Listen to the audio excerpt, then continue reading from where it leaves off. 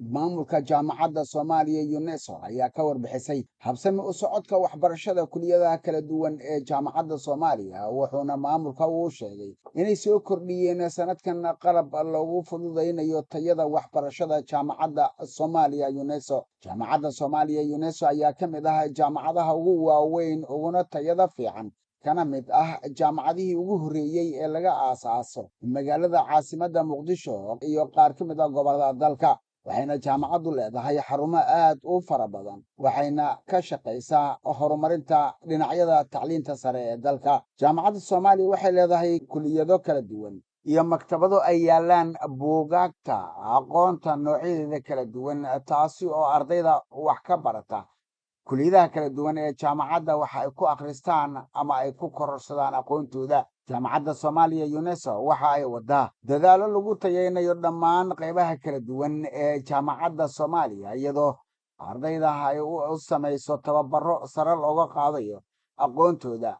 Sidoo kale jaamacadda Soomaaliya waxa ay door weyn ka qaadatay howlaha dib u dhiska wadooyinka qaar iyo mashaariic kala duwan ee lagu horumarinayo dalka.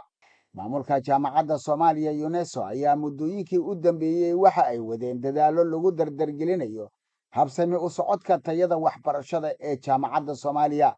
sidoo kale jaamacadda Soomaaliya waxa ay leedahay isbitaal aad u ballaaran, taasi oo ay ku tababartaan ardayda wax ka barta kuliyadda caafimaadka ee jaamacadda Soomaaliya iyadoo qaybaha kala duwan ee caafimaadka sida medicine and surgery iyo qaybta umulisada iyo qaybaha kala duwan ee caafimaadka ay wax ku bartaan isbitaalka weyn ee jaamacadda Soomaaliya UNESCO.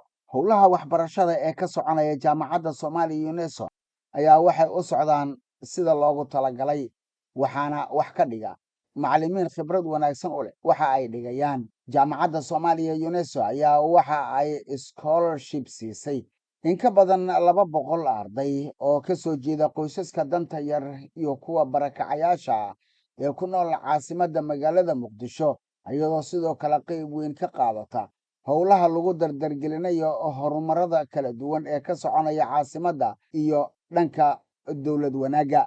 Muuse Cismaan Abtow, Telefishinka Qaranka Soomaaliyeed, Muqdisho.